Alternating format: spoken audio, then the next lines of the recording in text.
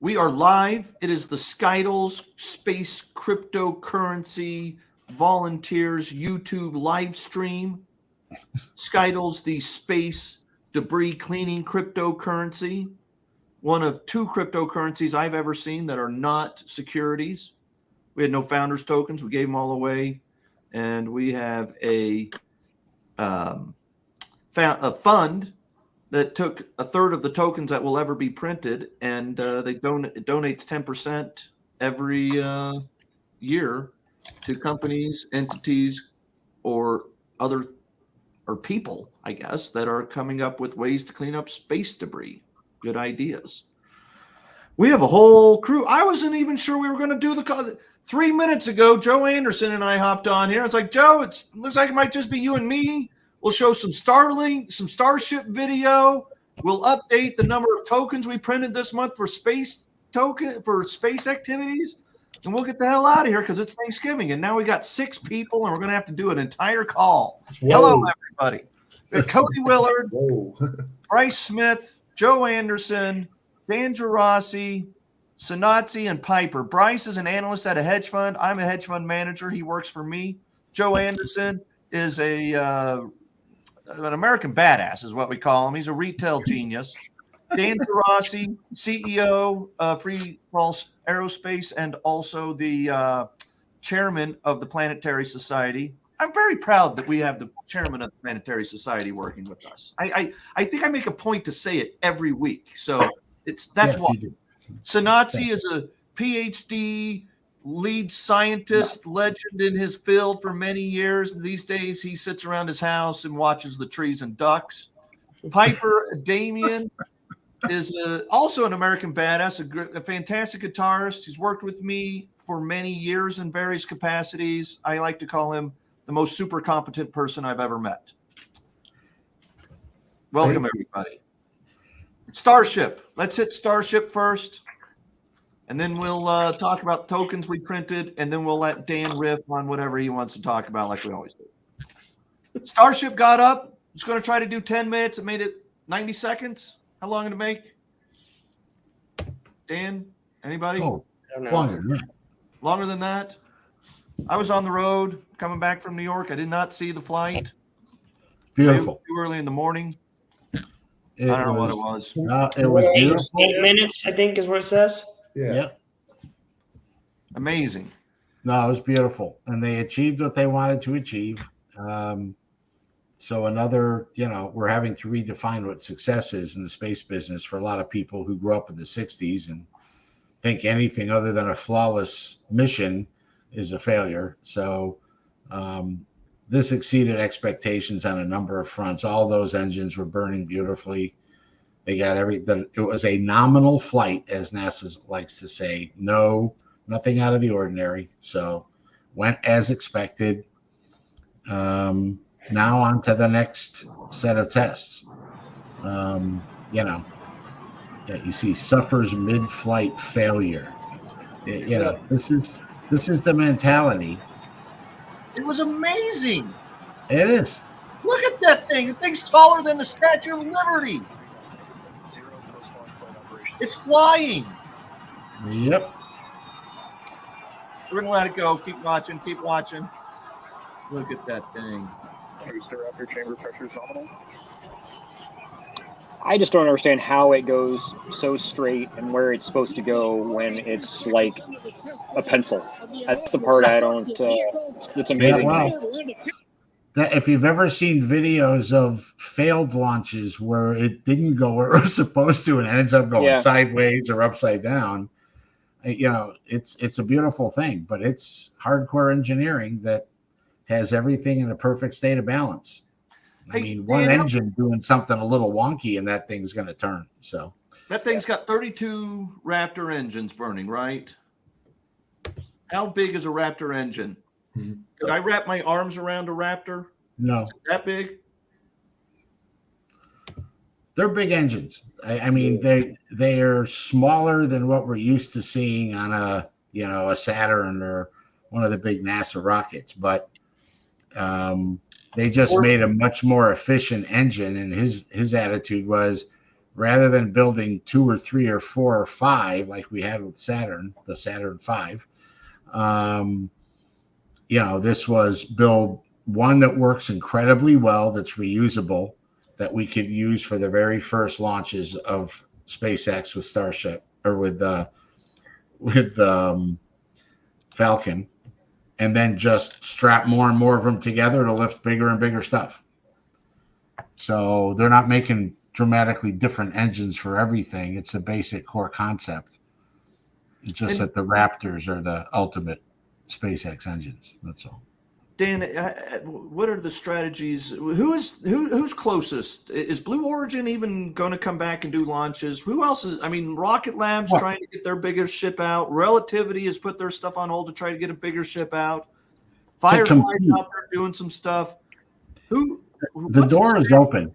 The door is open. I was at an event in LA last week as part of the Seraphim Accelerator and was talking to somebody from SpaceX who was there, and their attitude is like, well, yeah, no, we'd love to have you fly with us. Just understand that for the long foreseeable future, we're booked. And so in that respect, the door is open for a competitor who can pick up the excess demand. The problem is nobody can pick up the excess demand that SpaceX has for big rideshare or large, specific type missions, because none of them really have that pedigree to where the customer is comfortable putting their precious cargo on that rocket, and B, where the insurance cost of launching on these other launchers is something that the customer can swallow. Because when you launch on SpaceX, it's by far the lowest cost of insurance for your flight. And that's a big factor that people don't talk about. It's the insurance. On a SpaceX flight, it's 5 or 10% of the cost, and on a Rocket Lab, it's 30 to 40% of the cost. Give me a ballpark. Sometimes the insurance can be as much as the payload or more. Wow. Depends on what you're launching. Who's providing this? It depends on the risk factor. Yeah, Piper asked the question: Who is it? Chubb or who provides the insurance for space launches? It's predominantly, some of the major carriers that do higher risk. So you won't see Chubb as much. You'll see Lloyd's of London, of course. You'll see AXA, who has a big space business. You'll see Marsh. Marsh McLennan. Marsh does a lot of, and this goes back to them insuring big telecom satellites that were a couple $100 million apiece. Now it's a different ballgame, and there are syndicates that will be used for really big insurable items, where it might be 10 insurance companies that take a relatively smaller and smaller piece of the liability, and they share it together as a syndicate. But there's not enough capital in the insurance industry for space right now. The industry's been hit hard this year, the insurance industry, because of the loss of several satellites that failed to deploy and operate that are $350 million a shot. And so the industry's taken a major hit. Interesting. Bryce and I were on the phone yesterday with a company that had a satellite launched inside of a carrier spacecraft inside of the Falcon 9, and this was maybe a month ago, maybe 2 weeks ago. And he talked about the fact that they were able to get on that Falcon 9 by partnering with the company that partnered with SpaceX. Right. So it dawned on me hearing that part of the capacity, the more demand than there is supply, and the backlog for SpaceX are companies that are sort of like subletting the access to space it's a twofer. I mean, you get somebody that's going to launch a transfer vehicle, and it's going up there by itself. And if you can configure it to put whatever it is you want to deploy already in the arms of that transfer vehicle when it's loaded, then yeah, you can lever it, because it's the stowed volume that is the issue. It's the amount of space that's available on a rocket. That's the real issue, not the weight as much, because it's built to carry any amount of weight. But it's, well, we have this piece of volume, and when you look at a rocket, it's done like wedges of a pie out to the side from the center of the rocket. The space that you buy is in these wedge-shaped pieces. And so if you need two of them because you're launching a large satellite or some other payload, then you'll buy two of those slots, etc. So that's how they do it. So it's the volume. If you can fit it in the volume, they don't care what you put in there. All right. As long as they can pick it out. How many of the 6 people here have seen a Starlink chain fly through the sky? The lights of 20 of those satellites flying through the sky. Piper has. Bryce and I saw it last night randomly. Yeah. Sanadzi, have not seen one. Joe, you haven't seen one. I'm sure, Dan, you've seen one. Yeah. I have not planned to see one, but I've now seen it twice. And oh God, is that what it looked like? I think those are balloons. just like that. But so is it your birthday? Can you walk us through? There was 21 satellites or thereabouts released, and we saw the line. How long do they stay in a line? How long can you see them before they start dispersing into their specific? I don't know. You don't know? No. It's the first time I've ever asked Dan a space question he didn't know the answer to.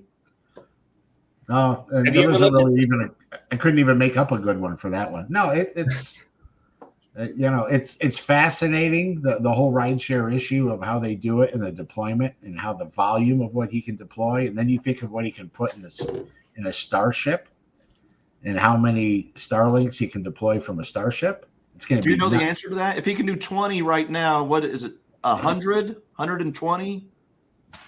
Yeah, it's multiples of what he can do. Cody, have you seen this Starlink map that you can see them all in space on the globe? No. Can you share your screen? Yeah, and you can see They look like particles of dust. You see how to present there, Bryce, down at the bottom? Yeah. There you go. So look, like they're everywhere, but then here's a string still going. Yeah, okay. So I don't know, but you could watch it, I guess, and see when they start splitting up. Yeah. That's awesome. But when you look at that, you get a feeling for why our adversaries don't like Elon and Starlink. Like this right here is a problem, Dan. The China side of the yeah. Yeah, it's a little problem. And it's interesting because, as you can see, the ring at the top and there's one at the bottom where they cut off.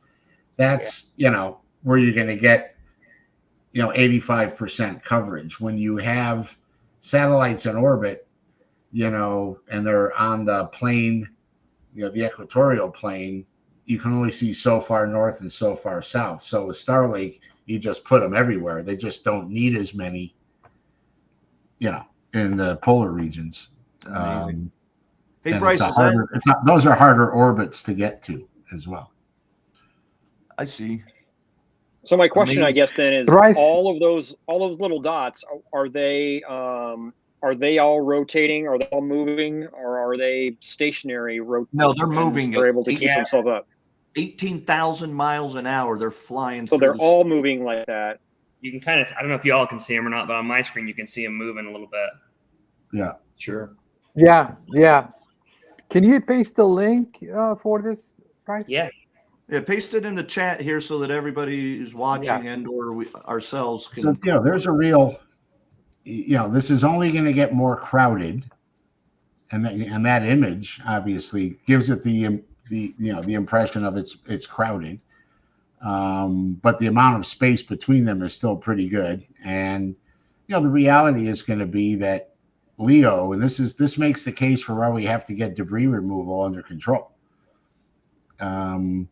You look at this and you look at how many more constellations we know of that are going to be going up and how much bigger this is going to get. And then how many constellations that are going up that we don't know about. Yep. Bryce, zoom out a little more. Let's get that broad picture if we could one more time. And now switch it. I see up at the top left, you're on Starlink, which is this. Let's see what OneWeb looks like. Yep. Wow. Okay, good. There's a few. All right. Now, how about GPS? Let's see the GPS satellites. Going to be like 10. They're much further Well, out. they're further out. They're further out. Way further out, huh? Amazing. It's actually a really cool program to be able to see that like that. That's amazing. Yeah, it helps to visualize that stuff in a wow. Yeah. The Now, GPS what would be versus- interesting would be to take the Starlink one and be able to overlay the debris map. Oh man. I don't think you'd see the Earth. No. But see, and you look at this orbit, and now you keep going out to where you're looking over the shoulder of the moon toward the Earth. And That's suddenly, because this is about that distance, I would say, right about where you are now. Really? Pretty close. Yeah. Yeah. And Again, if we're going to fill that if in. you're up on the moon and you're facing the Earth, you would see these you would see those satellites, or they're too small in perspective. I mean, they're being too small. magnified on that image because it looks like the one Starlink satellite is the size of Dallas, but it's more like one Starlink satellite is the size of a basketball goal in Dallas. Yeah, no. Think of it this way. You can see them as specks of light at night from the surface, and normal satellites, bigger ones.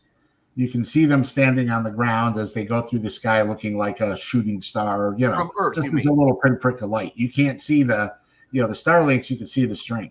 So now that's from a few hundred miles away. You're looking up. So now you're on the moon, you're 250,000 miles away from the Earth. So you're not going to see these satellites. Okay, good. You're not gonna see. Fascinating stuff. Fascinating. All right, let's hit another topic. We printed. Before you move on, I'm sorry, Bryce, you didn't paste the link. He you? did. He sure I did. did it in the comments. Yes. Oh, It's there. So not now in the, okay. not on the, Put it in Not in the private chat. Okay, Not got in it. the throw it in the Slack. Slack too, Sanatsi. I will. Don't worry. Don't worry. Yeah. All right. So Piper and Sanatsi, thank you guys for calculating the number of space activities. I'm going to remind everybody what this means. Every month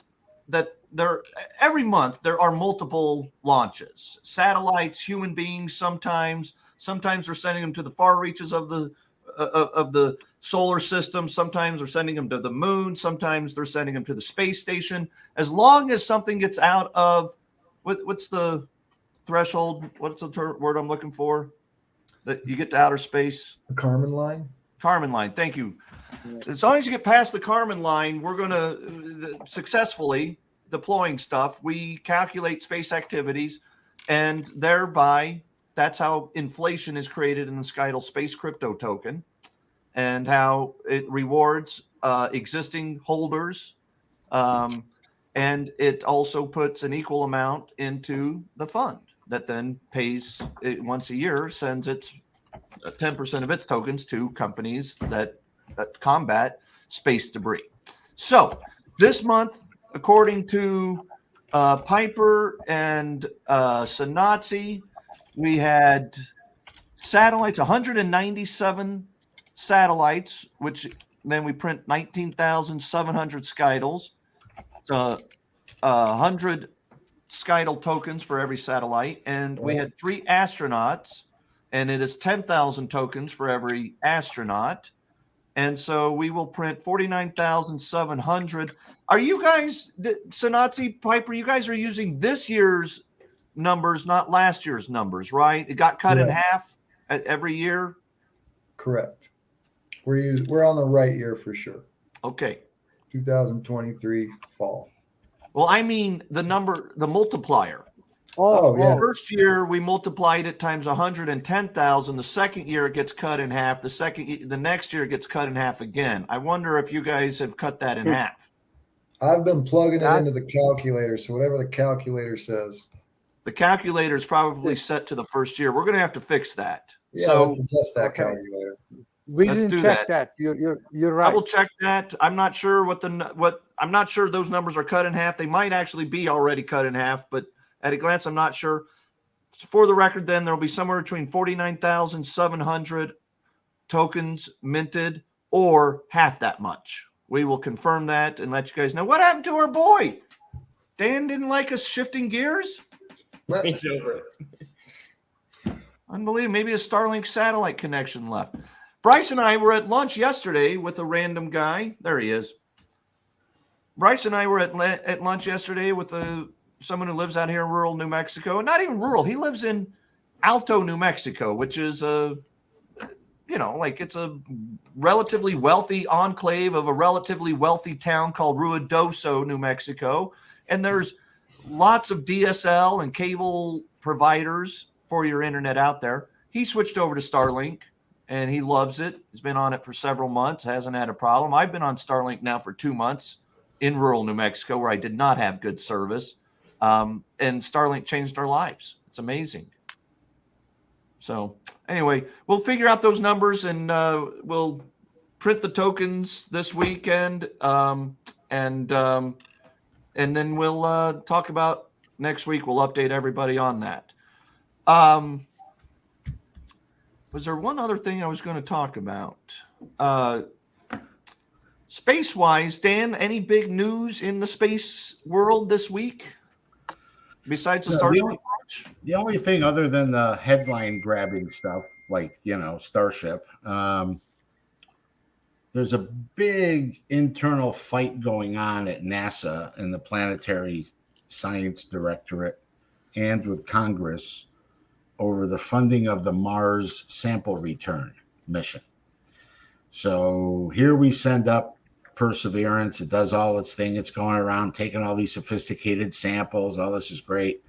And then we have politicians choking and NASA officials choking on the notion of actually going and getting those samples and bringing them back, which was the second part of this whole mission, was to bring them back so that we could study them.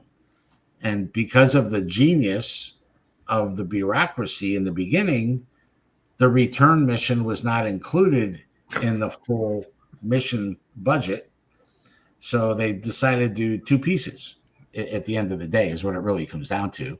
Is, sample return will be a separate mission so that when we got there and started taking samples, they hadn't even started the, all of the heavy duty machining and construction and final design work for this mission. It was expected to go in 10 years to pick them up. This is the genius of how the bureaucracy works. And now what we're dealing with is all these universities where all these NASA labs are located, and the universities that do all this work for NASA are all trying to kill each other, because in order to top up the budget for Mars sample return, all these other little pet projects are going to get hit, and it may negatively impact their budget. So they're fighting with each other like cats and dogs over their own little piece of, their own sandbox, if you will, in terms of funding. And what's hanging in the balance is the actual mission to finish the mission we actually have going. And that's the MSR, the Mars sample return. There's a great article on it in Space News. And now you have congressional leaders fighting because it's their districts where these things are. So, and the funding's tight. Welcome to the sausage making process. And it's never shocking, but it's always shocking the incompetence of government. The agency problem, it ain't their money, so just throw some stuff at Mars. And this is also where you get academia weighing in with its, sense of entitlement that, hey, I'm supposed to have this money to do this mission, and I've spent 10 years on it. And it's frustrating for them because you can spend your whole career on a mission and then have it get canceled at the last minute after 20 years of work. So I understand that part, and a lot of them are on the board of the Planetary Society. So I'm dealing with it, and as we used to say, living color. So it's interesting because it's like, hey, wait a minute, what are you representing? You're representing your piece of turf at your institution.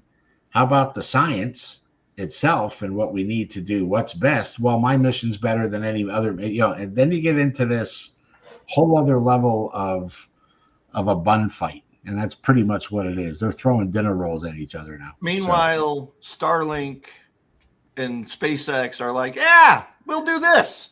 Like NASA can't even get one mission done properly, fully funded. And SpaceX is like, yeah, we'll cover the Earth in low Earth orbit and provide broadband for everyone and create a military system. When academia can figure out how to connect a business case to research, i.e., who are the end beneficiaries and users of this research going to be and what will they pay for it, then we'll have private planetary missions. But the purists who believe, no, that's the role of government, is to pay for everything so that they don't have to worry about ever getting canceled. And now they're finding out that can happen. And that they could just run the budget up because, Uncle Sam will always say yes. When that happens, then we'll have private missions. And then Elon will say, hey, I can fly you to planet X for this much. And Rocket Lab will say, well, I can fly you there for this much. And we'll have competition to deliver payloads to certain places. But until that happens, it's going to be fat, happy, bureaucracy. By the way, one thing I did hear in LA that I have to mention, there's some talk about ULA, United Launch Alliance, potentially being bought next year. So something to keep your eyes on. By one of its primaries, like Boeing or Lockheed? It would be someone like Blue Origin, who desperately needs to corner that very large launch capability market for all the things they're doing. They're not going to build SpaceX. They've already seen that they can't get there from here. And Boeing's and Blue Origin's history has been just to steal from Boeing. So I don't know if this is good or bad, because obviously it's a Boeing Lockheed partnership that built ULA. But, don't forget, we talked about Blue Origin firing their former Boeing executive who had been the CEO all this time for not delivering, and building a bloated organization like Boeing. So we could see them go down that path of cheaper, faster to buy it than it is to build it, which is the normal course. You can't do the SpaceX thing. Dan, do not answer this question. Sanatzi, Boeing or SpaceX, which one is worth more? Market cap. Boeing or SpaceX? Yes. Well, you mean in the future? No, at this moment, which company is more highly valued? Oh, for me, it's SpaceX. Joe Anderson, which one by the market, not for you? Which one? What's the market cap of one versus the other? Boeing. I'm gonna go opposite. I'm just gonna say Boeing. Piper, you got a guess? Boeing. When you say market, I thought that too until one day about a month ago, Bryce pointed out, that SpaceX is worth I knew that SpaceX is worth $147 billion. That's what it's being raising money at and doing stuff in the private markets. Boeing's market cap, $133 billion at this moment. Isn't that shocking? It's shocking. So 137 versus 134? 147 versus 133. As a matter of fact, I just got a text while we were doing this call from one of my investors who says SpaceX is reportedly intending to offer shares at a valuation of $150 billion in the upcoming month, according to the New York Post. Well, they reported it all based on the value of Tesla compared to the other car companies. It's the same. It's the same thing. No, Joe, that's a great analogy. That's exactly it. It's like you take every other car company on the planet, including Ferrari, which I think is the second place, and it's about 500 billion or something. Tesla alone is 800 billion. Yeah. So, Yeah, Well, the it's called principle. disruptive technology, comes home to roost. And they talked in July about a $150 valuation for SpaceX because that was what they were issued at $81 back then. That's what they were calling for, was a 150 valuation then. yeah, my investor said, "Have you heard about this?" And I texted him back. I've been hearing similar stuff for a while. Yeah. Like, yeah, that's the value though. I mean, rounding error, 147, 150. Like When you're sitting always in my up there. when you're sitting in my seat right here, 4 billion to 147 billion is kind of the same thing. They're like even. Yeah, that's pretty much. You're Right. right. Good call. It's the same thing to me. For the record, in Bryce's defense, when he pointed it out to me, Boeing was about 10% lower than this. So it was 120 to 150. So it was a bigger range. But no, No, I was surprised. I would have Boeing is a thought- 120-year-old, long-time, mostly profitable company. The last year or so, they can't get anything built. They got 8 years worth of backlog to get their planes built and out into the marketplace.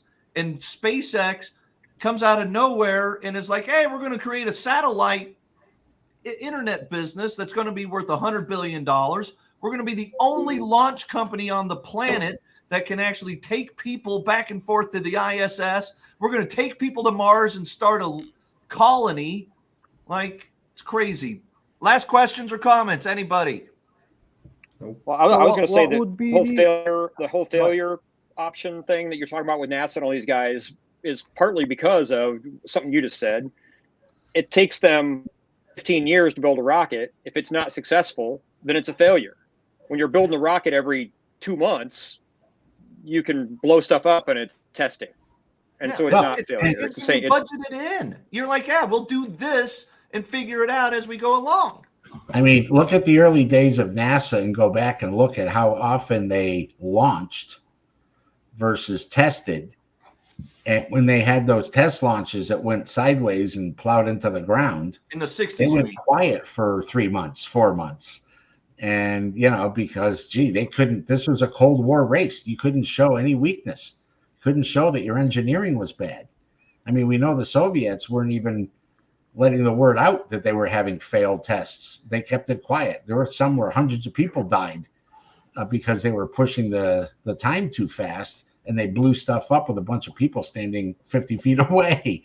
I mean, you don't hear this stuff. And Elon's just like, yeah, hey, space is hard. You don't learn anything from success. You only learn things from failure. So let's go fail.